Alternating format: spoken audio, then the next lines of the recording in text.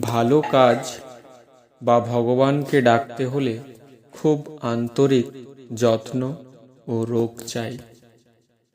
সকাল সন্ধ্যা বসবে আর মাথা ঠান্ডা রেখে জপ ধ্যান করবে।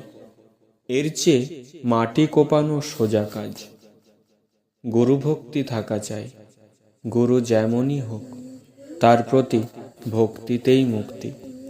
ঠাকুর আমাকে বলেছিলেন, আমার চিন্তা যে করে সে কখনো খাওয়ার কষ্ট পায় না, তার ব্রহ্ম সাপেও কিছু হয় না। মন্ত্রের দ্বারা দেহ শুদ্ধি হয়। নারদ বৈকুণ্ঠে গিয়েছেন।